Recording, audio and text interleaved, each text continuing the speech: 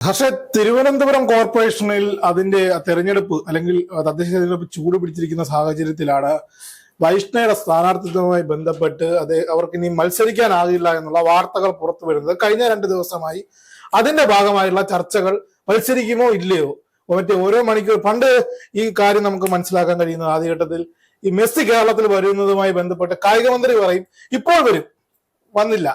അപ്പം സ്പോൺസർ പറയും വരും, അപ്പൊ വീണ്ടും കായിക മന്ത്രി പറയും വരും, അപ്പൊ സ്പോൺസർ പറയും വരില്ല. അതേപോലെ വൈഷ്ണവ് അടുത്തായിട്ട് പറയും ഞാൻ മത്സരിക്കും, അത് അപ്പീല് പോയിട്ടുണ്ട്. അപ്പം തെരഞ്ഞെടുപ്പ് കമ്മീഷൻ പറയും ഇല്ല മത്സരിക്കാൻ കഴിയില്ല, വോട്ടേഴ്സ് ലിസ്റ്റിൽ പേരില്ല. അപ്പൊ കെ മുരളീധരൻ പറയും മത്സരിക്കും. അപ്പൊ ഇപ്പോഴും നിലൊരു വലിയ കൺഫ്യൂഷൻ നിലനിൽക്കുകയാണ്. അതിന്റെ പിന്നിൽ പ്രവർത്തിച്ചത് അവിടുത്തെ CPM പ്രവർത്തകരാണ്. അപ്പോൾ അത്തരത്തിൽ ഇനി വൈഷ്ണയ്ക്ക് ഇനി മത്സര രംഗത്തേക്ക് ഇറങ്ങാൻ പറ്റും. അത് ആ കുട്ടി ഒരുപാട് ആഗ്രഹിച്ചതാണ്, യുവത്വമാണ്, മനസ്സൊന്ന് മടുപ്പിച്ചു കാണില്ലേ മൊത്തത്തിൽ ഈ പൊളിറ്റിക്കൽ അജണ്ട? മടുപ്പിച്ചോ എന്ന് ചോദിച്ചു കഴിഞ്ഞാൽ ഇപ്പോൾ ആ കുട്ടി ഒരു വാശിപ്പുറത്ത് നിൽക്കുന്നതായിട്ട് നമുക്ക് കാണാൻ സാധിക്കുന്നത്. മത്സരിച്ച് അടങ്ങും, ഇനി മത്സരിച്ചില്ലെങ്കിലും എങ്ങനെയായാലും കോൺഗ്രസിനെ വിജയിപ്പിക്കും, ആ ഒരു വാശിയാണ് ഇപ്പോൾ വൈഷ്ണയ്ക്കുള്ളത്. വൈഷ്ണവ് മത്സരിക്കുമോ ഇല്ലയോ എന്നുള്ളത് ഇന്നോ നാളെയോ ആയിട്ട് നമുക്ക് അറിയാൻ സാധിക്കുള്ളൂ. കോടതി വിധി എന്താണോ അതനുസരിച്ചായിരിക്കും. അപ്പീല് പോയിട്ടുണ്ട്, ബാക്കി തിങ്കളാഴ്ച ചൊവ്വാഴ്ചയായിട്ടുള്ള വിധി വരുമെന്നാണ് അറിയാൻ സാധിക്കുന്നത്. പിന്നെ ഈ പറയുന്നത് പോലെ CPM-നെ സംബന്ധിച്ച് ഇത്രയും നാളും അധികാരത്തിലിരുന്നു. പക്ഷെ ഈ ഒരു സമയത്ത് വൈഷ്ണ രംഗത്ത് വരുന്ന സമയത്ത് ആദ്യമൊക്കെ വൈഷ്ണ ഒരു ചാവേറാണ്, അല്ലെങ്കിൽ 24 വയസ്സല്ലേ ഉള്ളൂ, എങ്ങനെ ജയിക്കാനാ എന്ന് പറഞ്ഞ് തള്ളിക്കളഞ്ഞൊരു സ്ഥാനാർത്ഥിയായിരുന്നു.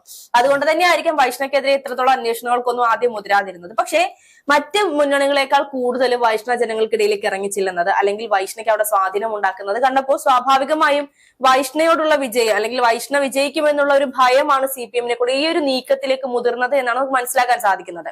വൈഷ്ണയെ സംബന്ധിച്ച് അല്ലെങ്കിൽ CPM-നെ സംബന്ധിച്ച് വികസനങ്ങൾ മുന്നോട്ട് വെച്ചുകൊണ്ട്, അല്ലെങ്കിൽ തിരുവനന്തപുരത്തെ സംബന്ധിച്ച് തിരുവനന്തപുരത്ത് ഞങ്ങൾ ഇതൊക്കെ ചെയ്തു എന്ന് കാണിച്ചുകൊണ്ട് ഒരു വോട്ട് പിടിക്കൽ സാധ്യമല്ല എന്ന് മനസ്സിലാക്കിയത് കൊണ്ടായിരിക്കാം ശക്തയായ ഒരു എതിർ സ്ഥാനാർത്ഥിയെ അടിച്ചത് അമർത്തിക്കൊണ്ട് മുന്നോട്ട് വരാൻ ശ്രമിക്കുന്നത്.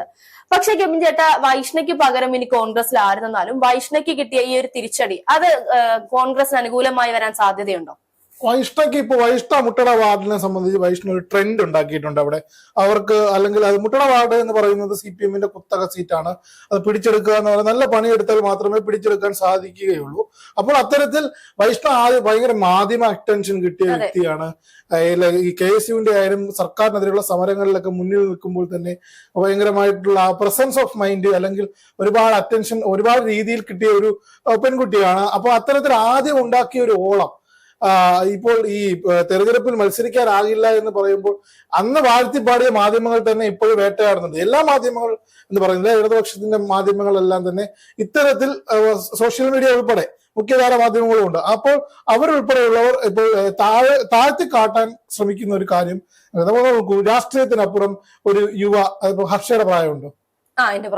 ഹർഷയുടെ പ്രായമുള്ള 24 വയസ്സുള്ള ഒരു പെൺകുട്ടി അത് ഒരു പൊതുപ്രവർത്തനത്തിന്റെ ഭാഗമായി ഒരു രാഷ്ട്രീയ നിലപാട് സ്വീകരിച്ച് ഒരിടത്തേക്ക് മത്സരിക്കാൻ വരുന്നത്. അപ്പോൾ പ്രതീക്ഷകൾ വാനോളമായിരിക്കും. എനിക്ക് തോന്നുന്നു അഭിഭാഷകയാണെന്ന് തോന്നുന്നു അല്ലേ?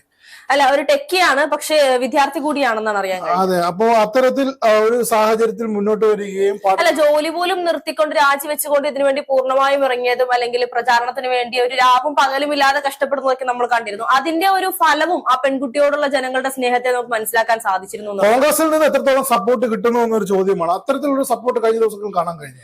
തീർച്ചയായിട്ടും നമുക്കറിയാം, മുരളീധരനൊക്കെ വലിയ രീതിയിലാണ് ഈ പറയുന്ന വൈഷ്ണയെ ചേർത്ത് നിർത്തുന്നതാണെങ്കിലും ഇനിയും വൈഷ്ണയെ മത്സരിപ്പിക്കാനുള്ള എല്ലാ രീതിയിലുള്ള മുന്നോട്ട് പോക്കുകളും നടത്തും എന്നുള്ള രീതിയിൽ വളരെയധികം സപ്പോർട്ടായിട്ട് തന്നെയാണ് കോൺഗ്രസ് മുന്നോട്ട് പോകുന്നത്. പക്ഷേ ഈ ഒരു സപ്പോർട്ട് എത്രത്തോളം ഫലവത്താകുമെന്നുള്ളത് നമുക്ക് പറയാൻ സാധിക്കില്ല. വൈഷ്ണയ്ക്കെതിരെ വന്നിരിക്കുന്ന ഈ ഒരു പരാതിയുമായി മുന്നോട്ട് പോകുമ്പോൾ പരാതിക്കാരനെതിരെ പോലും വൈഷ്ണവ് പല തെളിവുകളും ശേഖരിച്ചുകൊണ്ട് മാധ്യമങ്ങളെ കാണുന്നതൊക്കെ നമ്മൾ കണ്ടിരുന്നു. അതുകൊണ്ട് തന്നെ പരാതിക്കാരന്റെ ഭാഗത്ത് തെറ്റുള്ളതും അല്ലെങ്കിൽ ആ ഒരു അഡ്രസ്സിൽ CPM-ന് പണിയാവുമോ? തീർച്ചയായിട്ടും അവരുടെ ഒരു തെറ്റ് മറക്കാൻ വേണ്ടിയോ മറ്റോ വൈഷ്ണയെ കരുവാക്കുന്നതായിട്ടാണ് നമുക്ക് കാണാൻ സാധിച്ചത്. വൈഷ്ണവ് പക്ഷെ വ്യക്തമായി നീക്കം സോഷ്യൽ മീഡിയ കണ്ടതാണ്. അതിന് ആധികാരികത ഉണ്ടോ എന്നറിയില്ല. ഈ CPM ബന്ധപ്പെട്ട് 20 വോട്ടുകളോളം അതെ, അതിപ്പോൾ പുറത്തു വരുന്ന വാർത്തകളിൽ നമുക്ക് മനസ്സിലാക്കാൻ സാധിക്കുന്നത് ഈ പരാതിക്കാരന്റെ അഡ്രസ്സിൽ 22ഓളം വോട്ടർമാരുണ്ട് എന്നുള്ളതാണ്. 1, 2, 3, 4 അല്ല, 22 പേര്. സ്വാഭാവികമായും ഈ 22 പേരെന്ന് പറയുമ്പോൾ, അല്ലെങ്കിൽ 22 വോട്ടർമാർ എന്ന് പറയുമ്പോൾ അവിടെയാണ് കള്ളവോട്ടിന് സാധ്യത കൂടുതൽ. അല്ലാതെ ഈ പറയുന്ന വൈഷ്ണയ്ക്ക് മുൻപ് വോട്ട് ചെയ്തിരുന്നത് കള്ളവോട്ടായിരുന്നു എന്ന് പറഞ്ഞുകൊണ്ട്, അല്ലെങ്കിൽ വൈഷ്ണയുടെ അഡ്രസ്സ് മാറിയത് കൊണ്ട് വൈഷ്ണ ചെയ്ത വോട്ട് അല്ലാതെ ആകുന്നില്ല. ഈ ഒരു സമയത്ത് യഥാർത്ഥത്തിൽ തിരഞ്ഞെടുപ്പ് കമ്മീഷന്റെ ഭാഗത്തും നമുക്ക് തെറ്റ് കാണേണ്ടിയിരിക്കുന്നു എന്നുള്ളതാണ്. തെരഞ്ഞെടുപ്പ് കമ്മീഷന്റെ ഭാഗത്ത് ഇപ്പൊ സ്റ്റേറ്റ് ഇലക്ഷൻ കമ്മീഷനാണ്. സെൻട്രൽ ഇലക്ഷൻ കമ്മീഷൻ ഇപ്പൊ കുറച്ച് നാളായിട്ട് എയറിലാണല്ലോ. അപ്പൊ ഭാഷയ്ക്കൊക്കെ അറിയാവുന്ന കാര്യമാണ്. ബീഹാർ തെരഞ്ഞെടുപ്പുമായി ബന്ധപ്പെട്ടും അല്ലെങ്കിൽ ഹരിയാന തെരഞ്ഞെടുപ്പുമായി ബന്ധപ്പെട്ടുമൊക്കെ ഇപ്പോൾ ഇലക്ഷൻ കമ്മീഷന്റെ സുതാര്യത എത്രത്തോളം വലുതാണ്, അല്ലെങ്കിൽ എത്രത്തോളം ട്രാൻസ്പെറന്റ് ആയിട്ടാണ് കാര്യങ്ങൾ ചെയ്യുന്നത്. ഇപ്പൊ ബീഹാർ ഇലക്ഷൻ കഴിഞ്ഞ സാഹചര്യത്തിൽ തന്നെ മോദിക്കും നിതീഷ് കുമാറിനേക്കാളും ടെൻഷൻ അവിടുത്തെ ഇലക്ഷൻ കമ്മീഷൻ ആയിരുന്നു. അതെ, അദ്ദേഹമാണ് ഇതിൽ ഏറ്റവും കൂടുതൽ സന്തോഷം കണ്ടെത്തുന്നത് എന്നുള്ള തരത്തിലൊക്കെയുള്ള വാർത്തകൾ വന്നിരുന്നു. ഇത് കൃത്യമായി പറഞ്ഞാൽ രാഷ്ട്രീയപരമായി മത്സരങ്ങൾ വളരെ കടുത്തുകൊണ്ടിരിക്കുകയാണ്. ഇനിയിപ്പോ നാമനിർദ്ദേശ പത്രിക സമർപ്പിച്ചതിന് ശേഷം ഇത് കുറച്ചുകൂടെ കലുഷിതമാകുന്ന ഒരു സാഹചര്യമുണ്ട്. എന്തായാലും തിരുവനന്തപുരം ജില്ലയിൽ കോൺഗ്രസ് ഒരു തിരിച്ചുവരവ് നടത്തും. അത് ഭരണത്തിലൂടെ ആണെന്ന് ഞാൻ പറയുന്നില്ല. സംഘടനാപരമായിട്ടുള്ള കൃത്യമായിട്ടുള്ള ഒരു നേതൃത്വം അതിന് വരികയും ചെയ്യും. അതേപോലെ തന്നെ എന്താണ് ഈ കാര്യങ്ങളെല്ലാം ഇനി വരാൻ പോകുന്ന നിയമസഭാ തെരഞ്ഞെടുപ്പിൽ ഇത് റിഫ്ലക്ട് ചെയ്യും.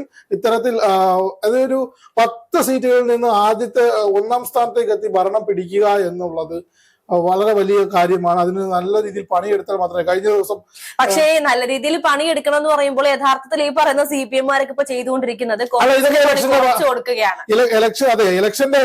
ഇലക്ഷന്റെ ഭാഗമായിട്ട് ഇതിനപ്പുറമുള്ള കാര്യങ്ങൾ അല്ലെങ്കിൽ ആരോപണങ്ങൾ, പ്രത്യാരോപണങ്ങളൊക്കെ തന്നെ ഇനി പക്ഷേ കോൺഗ്രസ് വീണിടം വിഷ്ണുലോകമാക്കുന്നതാണ് നമുക്ക് കാണാൻ സാധിക്കുന്നത്. തങ്ങൾക്കെതിരെ വരുന്നതിന് എല്ലാത്തിനെയും തന്നെ അനുകൂലമായ കാറ്റാക്കി മാറ്റി ജനങ്ങൾക്കിടയിൽ സ്വാധീനിക്കാൻ അതൊരു പക്ഷേ CPM സൈബർ ഹാൻഡിലുകളും അതിന് വലിയ രീതിയിലുള്ള സഹായം ചെയ്തു കൊടുക്കുന്നുണ്ട് എന്നുള്ളതാണ്. കഴിഞ്ഞ ദിവസം ഒരു ചാനൽ ചർച്ചയിൽ ഈ 3 പേരുമായിട്ട് ഇലക്ഷൻ വോട്ട് കവല പോലുള്ള ഒരു സംവിധാനം, അത് ഒരു ചാനൽ പ്രോഗ്രാമാണ്. അതേപോലെ ഒരു പ്രോഗ്രാമിൽ ശബരിനാഥിന്റെ അടുത്ത് തിരുവനന്തപുരം മാനവീയ വീതിയിൽ വെച്ചൊരു പ്രോഗ്രാം നടന്നപ്പോൾ അതിലൊരാളെ ചോദിച്ചു, അതായത് കവടിയാറിൽ നിന്ന് ജയിച്ച് മേയർ ആയില്ലെങ്കിൽ താങ്കൾ തിരിച്ച് അരുവിക്കലേക്ക് പോയി വീണ്ടും MLA ആയിട്ട് മത്സരിക്കുന്ന ഒരു സാഹചര്യം ഉണ്ടാവുമോ? അപ്പോ അതായത് കൃത്യമായി ആദ്യം അതിനെ അഡ്രസ് ചെയ്യാൻ ഒന്ന് മടിച്ചു. അതായത് കോൺഗ്രസിന് ഒരു പ്ലാൻ ഉണ്ട് കൃത്യമായി. ഇനിയിപ്പോ 2026 MP-മാർ മത്സരിക്കുകയാണെങ്കിൽ ശശി തരൂരോ അല്ലെങ്കിൽ അടൂർ പ്രകാശോ ഒക്കെ മത്സരിക്കുകയാണെങ്കിൽ തിരുവനന്തപുരത്ത് നിന്നോ അല്ലെങ്കിൽ ആറ്റിങ്ങിൽ നിന്നോ ഇദ്ദേഹത്തെ MP ആയി മത്സരിപ്പിക്കാനുള്ള ഒരു നീക്കങ്ങൾ നടക്കുന്നതായിട്ടാണ് നമുക്കറിയാൻ കഴിയുന്നത്.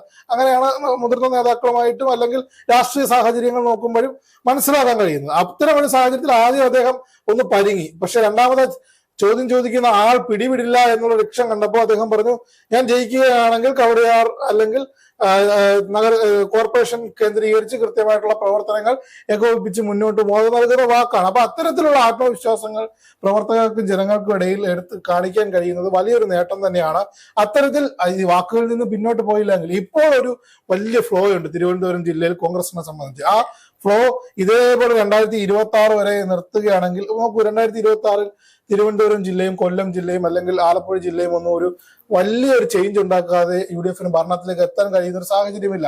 അപ്പൊ അതിനുള്ള ആദ്യ പടികൾ തദ്ദേശത്തിൽ തന്നെ ഗ്രാസ് റൂട്ട് ലെവലിൽ വർക്ക് ചെയ്താൽ ഇറങ്ങിയാൽ മാത്രമേ കിട്ടൂ. ഇതിൽ ഇപ്പോൾ ഇവിടെ കോൺഗ്രസിന് വലിയൊരു എഡ്ജ് തദ്ദേശ തെരഞ്ഞെടുപ്പിൽ കിട്ടിയില്ല എങ്കിൽ പോലും എല്ലാ കാലവും LDF-നോടൊപ്പമാണ് തദ്ദേശ തെരഞ്ഞെടുപ്പ് നിൽക്കുന്നതെങ്കിൽ ഇപ്രാവശ്യം അവർ വളരെയധികം പ്രതീക്ഷയിലാണ് എന്ന് പറയുമ്പോഴും ഈ ജില്ലകളിൽ, അതായത് തിരുവനന്തപുരം, കൊല്ലം, അതേപോലെ തന്നെ ആലപ്പുഴ ജില്ലകളിൽ ഈ വർക്ക് വെച്ചുകൊണ്ട് ഇപ്പൊ ജില്ലാ പഞ്ചായത്തിലെ വോട്ടുകൾ നോക്കിയാൽ പൊളിറ്റിക്കൽ വോട്ടുകൾ നമുക്കറിയാൻ കഴിയുമെന്ന് കഴിഞ്ഞ ദിവസങ്ങളൊക്കെ നമ്മൾ ചർച്ച ചെയ്തു. അത്തരമൊരു സാഹചര്യത്തിൽ സംഘടനയെ കൃത്യമായി ചലിപ്പിക്കാൻ കഴിയുകയാണെങ്കിൽ ഈ 3 ജില്ലകളിലെ മാറ്റം കൊണ്ട് മാത്രം ഏതെങ്കിലും, അതായത് ഭീകരമായ ഭൂരിപക്ഷം CPM-നും LDF-നും ഉള്ള അല്ലെങ്കിൽ MLA-മാരുള്ള സ്ഥലമാണ്. അവിടെ എന്തെങ്കിലും കൃത്യമായി ചെയ്തില്ലെങ്കിൽ അടുത്ത 2026 UDF അധികാരത്തിൽ വരുന്ന കാര്യത്തിൽ നോക്കണ്ട, അതായത് കോൺഗ്രസിന്റെ അഡ്രസ് ഇല്ലാതായി മാറും. അത്രയ്ക്ക് അതായത് പല കോൺഗ്രസിന്റെ സിറ്റിംഗ് സീറ്റുകൾ കൊല്ലം ജില്ലയിൽ തന്നെ ആകെ 2 സീറ്റുകളാണുള്ളത്. ഒന്ന് ഈ കുണ്ടറയും അതേപോലെ തന്നെ CR മഹേഷിന്റെ കരുനാഗപ്പള്ളി. അപ്പോൾ അത്തരത്തിൽ ആ ജില്ലയിൽ തിരുവനന്തപുരത്ത് കൃത്യമായി കണക്ക് എനിക്ക് 10 കൂടുതൽ MLA-മാർ ഉള്ള സ്ഥലമാണ് CPM-ന്. അപ്പൊ അത്തരത്തിൽ ഈ സംഘടനാ ശേഷി കൊണ്ട് തന്നെ അല്ലെങ്കിൽ ഇത്തരത്തിലുള്ള ടീം വർക്കായി ടീം UDF ആയിട്ട് നിന്നുകൊണ്ട് പ്രവർത്തിച്ചാൽ മാത്രമേ അവിടെ ഒരു മാറ്റം വരുത്താൻ സാധിക്കുകയുള്ളൂ. ഇപ്പൊ വൈഷ്ണവ് പോലെയുള്ളവരൊക്കെ ജയിച്ചു വരികയാണെങ്കിൽ ഇപ്പം പറയാൻ പറ്റില്ല, ഇതേ ട്രെൻഡ് പിടിച്ച് തന്നെ അടുത്ത നിയമസഭാ തെരഞ്ഞെടുപ്പിൽ 26 വയസ്സിനകത്തുള്ള കുറച്ചുപേരെ മത്സരിപ്പിക്കണമെന്ന് എല്ലാ മുന്നണികളും തീരുമാനിച്ചാൽ അത് വലിയൊരു സന്ദേശമാണ്. അപ്പോൾ എന്തായാലും വരും ദിവസം ഇന്നോ നാളെയോ അറിയാം. അതെ, ഇന്നോ നാളെയോ അറിയാം വൈഷ്ണയുടെ സ്ഥാനാർത്ഥിത്വം എത്രത്തോളം വൈഷ്ണയ്ക്ക് മത്സരിക്കാൻ സാധിക്കുമോ ഇല്ലയോ എന്നുള്ളത്.